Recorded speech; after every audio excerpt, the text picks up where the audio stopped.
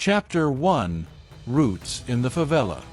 The sun rose over the shacks of the Favela de Esperança, painting the sky with shades of orange that reflected in the puddles of water accumulated on the dirt streets. The voices of children running through the alleys mixed with the barking of dogs and the distant sound of a radio playing samba in a nearby house. Davi, an 8-year-old boy, was already up, watching his mother, Anna, get ready for another day of work as a domestic worker. His curious and determined gaze contrasted with his young age, and even that morning, he already knew that his destiny lay beyond those narrow alleys. His father, Jorge, was a kind-hearted man who worked as a construction worker. Despite the hardships, he made sure to teach Davi values like honesty and respect. However, organized crime dominated the favela, and no matter how much he tried to stay away, Jorge got caught up in it the wrong way. One tragic night, while returning from work, he was approached by criminals and murdered in a dispute that had nothing to do with him. The news devastated Anna and left an indelible mark on Davi's life. Without Jorge, Anna had to double her efforts to support the household. She woke up before dawn and took 3 different buses to reach the Albuquerque family's house, a wealthy family in the city. Meanwhile, Davi was under the care of Dona Lourdes, a neighbor who, despite her old age, always treated the boy as if he were her own grandson. However, Davi grew up with a constant feeling of injustice. He saw his mother struggle every day to earn a salary that barely covered the rent of their shack. Even as a child, he promised himself that one day he would give her a better life. Life in the favela was not easy. Besides the lack of infrastructure and the constant danger of drug trafficking, Davi had to resist the temptation that many boys his age faced: the promise of easy money from the wrong hands. His best friend, João, couldn't resist. At 12, João started doing small errands for the local traffickers, delivering messages and keeping watch. Davi, on the other hand, always resisted. He knew his mother would never forgive him if he got involved in that life. One day, when Anna returned from work, she brought unexpected news. Dona Beatriz, the matriarch of the Albuquerque family, had taken a liking to Davi. She saw in him an intelligent, curious, and promising boy and decided to offer him a chance that few had. He would study at a private school. At first, Davi didn't know how to react.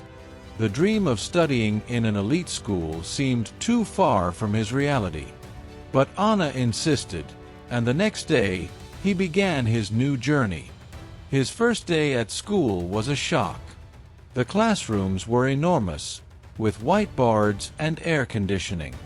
The students arrived in luxury cars and carried expensive backpacks.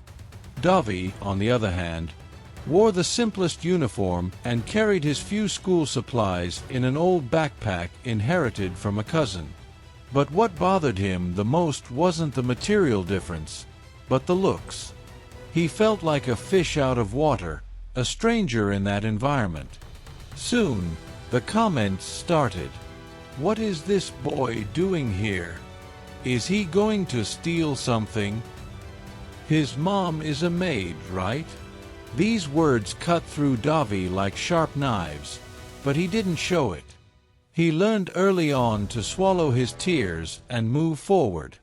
Rafael, the Albuquerque son, was the first person to treat him with respect. Unlike the others, he saw in Davi a determined boy, and over time, the two became friends. But prejudice wasn't just at school. Even inside the Albuquerque home, Davi felt the suspicious glances of staff and visitors. Some saw his presence as a threat, while others simply didn't understand why someone from the favela was in such a sophisticated environment. Anna tried to protect him as much as she could, but knew she couldn't do much against the veiled prejudice that surrounded that world. Despite so many challenges, Davi decided he wouldn't bow to them. He studied hard, determined to prove that he belonged there. His academic performance soon caught the attention of teachers, and his natural intelligence made even some of the most resistant students begin to respect him. But the road ahead was still long, and the challenges were just beginning. That night, as he lay on the small single bed he shared with his mother, Davi made a silent vow. One day, he would give Anna a better life. One day, he would prove to everyone that he wasn't just a boy from the favela. He was much more than that. Asterisk asterisk. Chapter 2, 2 Worlds, 1 Heart. Davi was slowly adapting to his new reality at the private school, but each day was a new challenge. Despite Raphael's support, he still felt the weight of being different in an environment where no one had experienced what he had. However, his determination pushed him forward.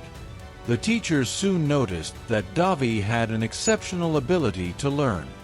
He excelled particularly in mathematics and economics, which caught the attention of the school principal, who decided to assign him a mentor, an experienced teacher named Marcos. Marcos saw in Davi more than just a talented student. He saw a spark of ambition, a drive to transform his destiny.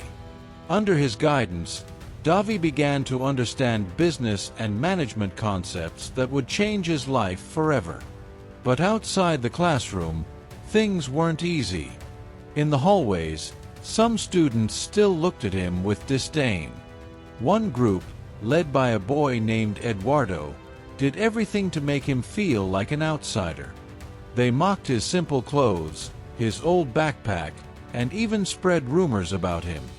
One day, during lunch, Eduardo and his friends surrounded Davi and started making sarcastic comments. "Did they let you in here out of charity?" Eduardo said with a smirk. "I bet Raphael protects you, huh? But tell me, what does it feel like to be a favela project among real people?" Davi felt anger rising inside him, but he took a deep breath. He wouldn't respond with violence.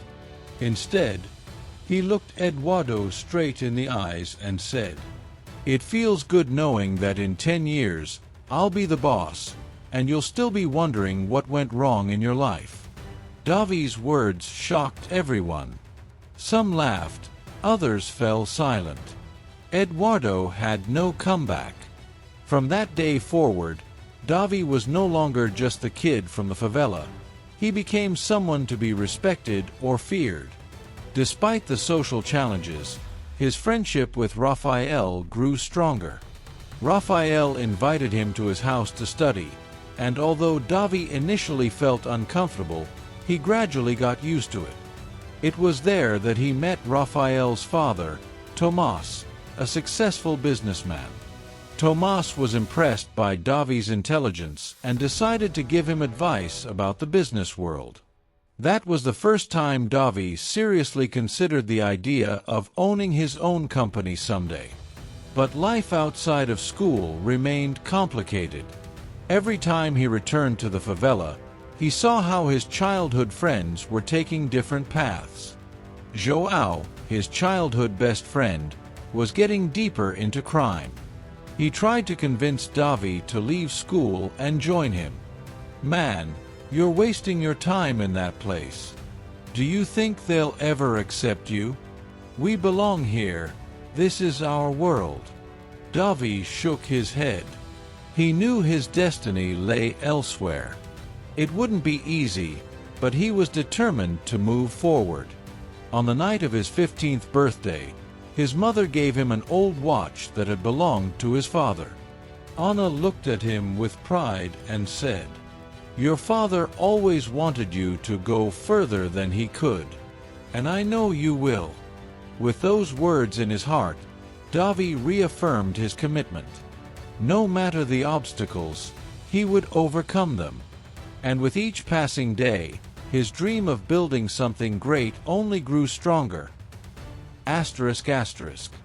Chapter 3, The Price of Acceptance. Davi had grown used to the looks, the whispers, and even the veiled hostility. But nothing could have prepared him for what happened one afternoon at school. It was during a break when Eduardo, his usual tormentor, saw an opportunity to humiliate him. A student had lost an expensive watch, and Eduardo wasted no time in pointing fingers. "It has to be him," Eduardo shouted, making sure everyone in the cafeteria heard. "A kid from the favela? Of course, he took it." Murmurs spread through the students, and soon, Davi found himself surrounded. He clenched his fists, his heart pounding. He knew the truth, but he also knew that in their eyes, his word meant nothing.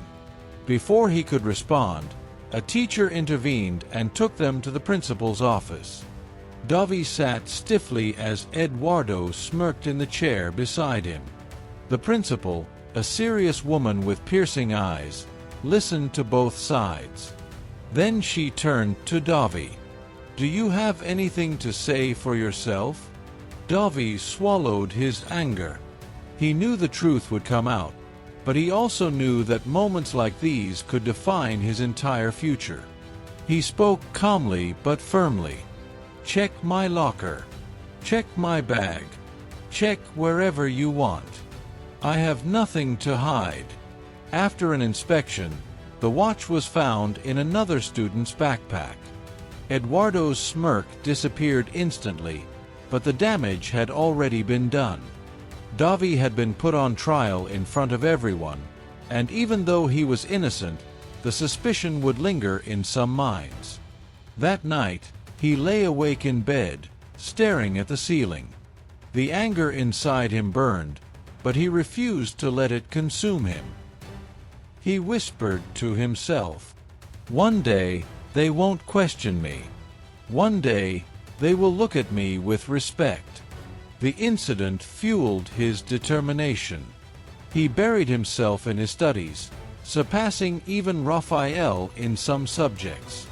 He attended business lectures that weren't part of the curriculum and started reading about entrepreneurship, investments, and leadership. He wasn't just planning to survive in that world, he was planning to conquer it.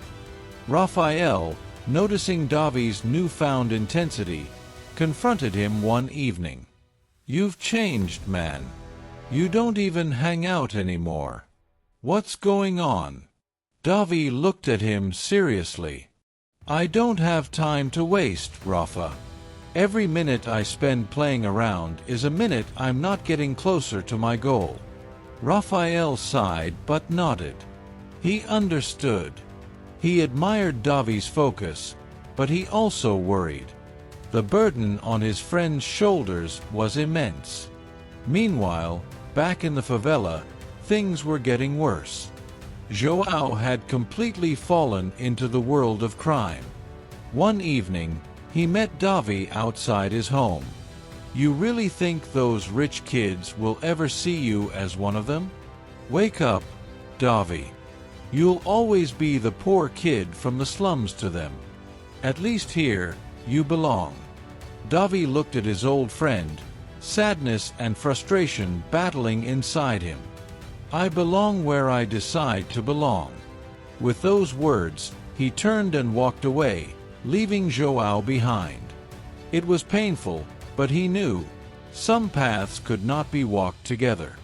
And so, with every battle, every humiliation, and every rejection, Davi's fire only burned brighter. He was no longer just surviving. He was fighting for the life he knew he deserved. Chapter 4: First Steps in the Business World. Davi's hunger for knowledge was growing by the day. The incident at school had only reinforced his desire to prove himself. He had already mastered the subjects in his classes, so he sought knowledge beyond the curriculum. Business books became his new obsession. He spent hours reading about investments, market trends, and entrepreneurship. One afternoon, while studying at Raphael's house, Davi met a guest who would change his life forever. Carlos Montenegro, a well-known entrepreneur in the food industry. Raphael's father, Tomas, introduced them casually. But Carlos quickly took an interest in Davi's story. "So, you're the young man Rafael talks so much about? What do you want to do with your future?" Carlos asked, sipping his coffee. Without hesitation, Davi responded, "I want to build something great. A company that makes a difference." Carlos smiled, intrigued by the confidence in the boy's voice. "That's a big dream. But dreams without knowledge and experience are just empty words. What do you know about business?" "Not much yet. But I'm learning fast. I study every day, and I'm willing to work for free just to learn from the best." Carlos was impressed by the determination in Davi's eyes. Few people had the audacity to speak so directly. Before leaving, he handed Davi his business card. "Come see me at my office next week. Let's see if you have what it takes." Davi didn't waste a second. He prepared extensively before the meeting, reading everything he could about Carlos's company and the food industry.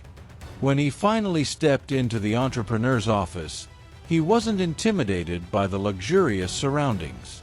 He saw an opportunity. Carlos tested him, asking complex questions about business strategies, cost control, and customer retention. To his surprise, Davi answered most of them with clarity and logic. He lacked real-world experience, but his sharp mind and adaptability were undeniable. "All right, kid. I'll give you a shot. You'll intern here after school. No salary at first, just experience. If you prove yourself, we'll talk about money later." Davi accepted immediately. He knew this was his gateway into the business world. The internship was grueling. Unlike other interns who performed basic tasks, Davi took every opportunity to learn. He arrived earlier than everyone, left late, and constantly asked questions.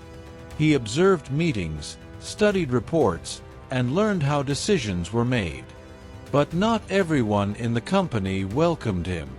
Some employees, seeing a poor kid from the favela suddenly getting attention from the CEO, didn't hide their hostility. One senior executive, visibly irritated by Carlos's favoritism toward Davi, pulled him aside one day. "Listen, kid. This world isn't for people like you. You don't belong here. No matter how hard you try, you'll always be the boy from the slums." Davi met his gaze, unfazed. "Then I'll just have to prove you wrong." And that's exactly what he did. Davi's efforts didn't go unnoticed. Within months, Carlos began giving him real responsibilities, letting him assist in financial projections and market analysis. The other interns, who had underestimated him at first, now sought his help. At home, his mother saw less and less of him, as his days were consumed by school and work. One night, she expressed her concern. "Davi, you're still so young. Are you sure you're not taking on too much?" He hugged her tightly. "May, I'm doing this for us. One day, you won't have to work anymore. One day, I'll give you the life you deserve." That promise became his driving force. He wasn't just learning about business. He was preparing to create his own empire. And soon, he would take his first real step toward it. Chapter 5. The Dream Takes Shape. Davi had always known that he didn't want to be just another employee. His experience with Carlos Montenegro had given him a deep understanding of the food industry, and now, with a burning desire to create something of his own, he began planning his first business venture. The idea came to him while walking through his old neighborhood. He noticed how the people in his community had few affordable dining options that offered both quality and nutrition. Most relied on cheap fast food or home-cooked meals with limited ingredients. That was when it hit him. He could open a small restaurant focused on serving delicious, affordable, and nutritious meals for his community. Davi shared his idea with Raphael, who, without hesitation, offered to invest some of his own money into the venture. They spent months researching locations, suppliers, and pricing strategies. Every decision mattered, as they had limited funds and couldn't afford mistakes. When they finally found a small but well-located space on the edge of the favela, they knew it was the right spot. With borrowed furniture, second-hand kitchen equipment, and a lot of sweat equity, their first restaurant, Sabor de Comunidade, was born. Opening day was chaotic. There were long lines, a few kitchen mishaps, and moments of panic when they thought they might run out of ingredients. But despite the challenges, the response from the community was overwhelmingly positive. The food was good, the prices were fair, and people were excited to support one of their own. However, success came with new problems.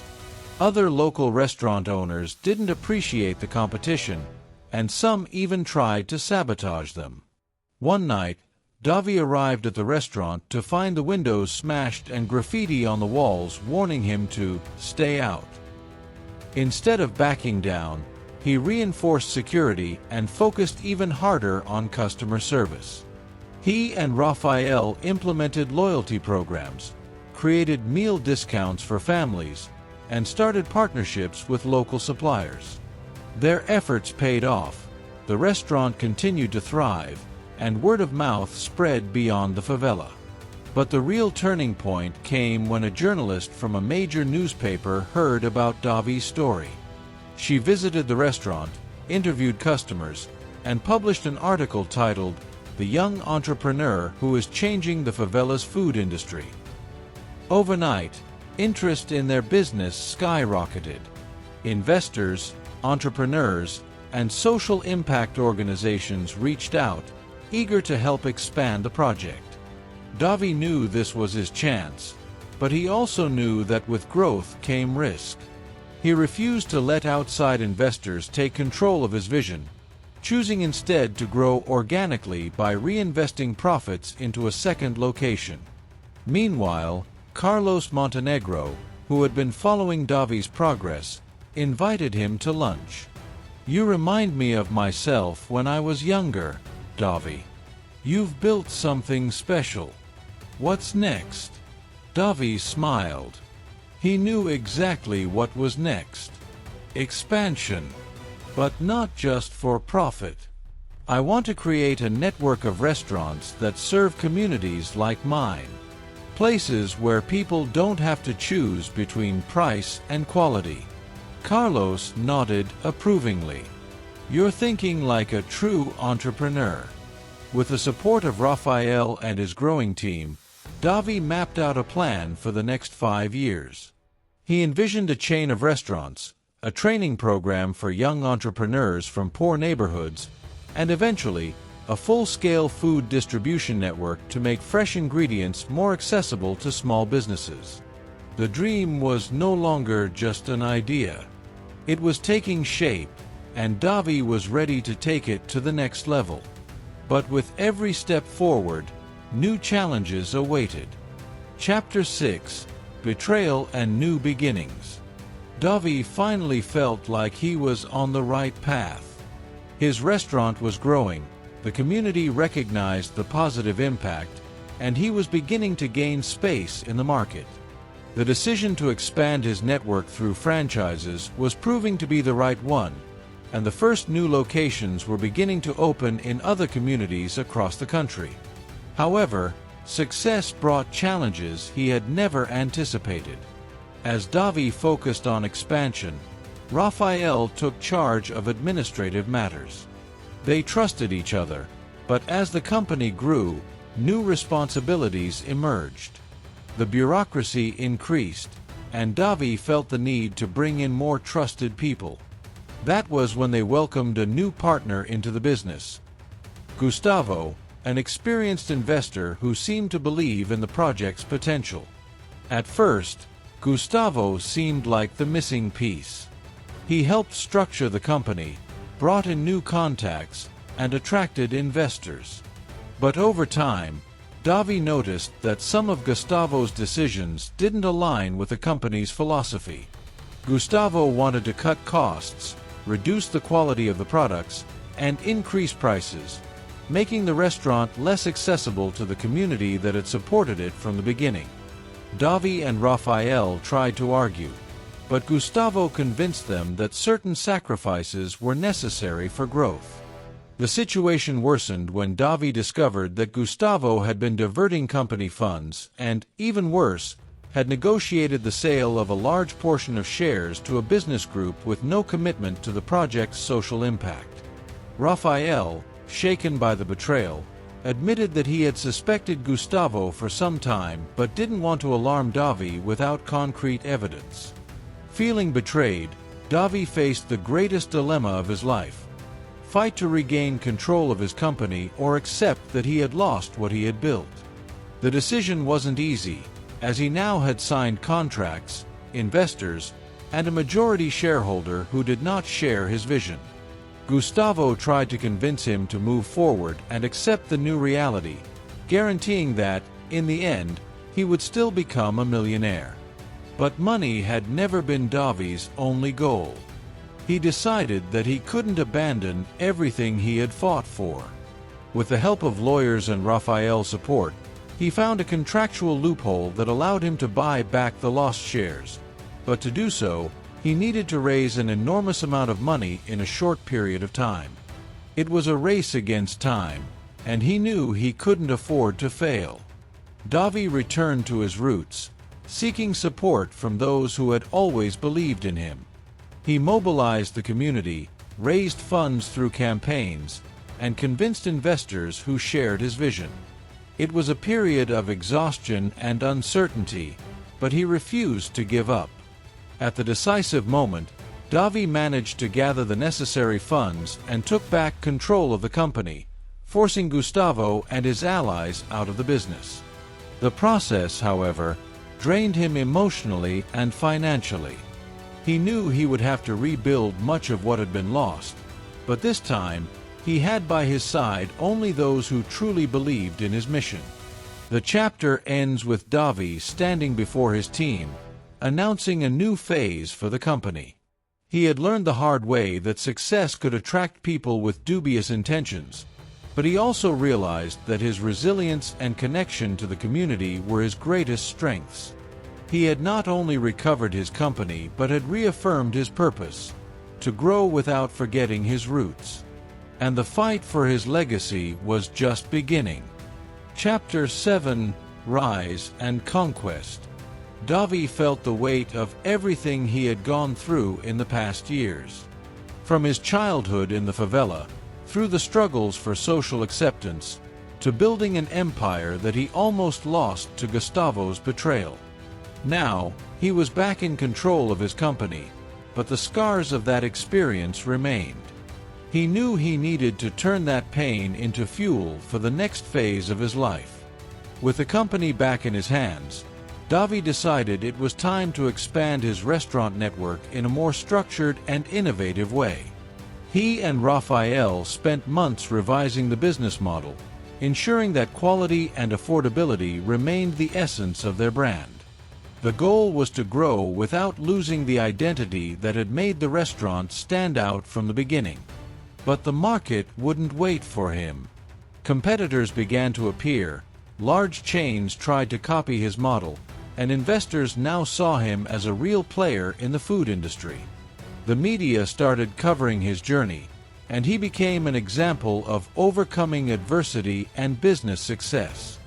Davi started giving talks on entrepreneurship, inspiring young people from poor communities to believe that it was possible to break through societal barriers.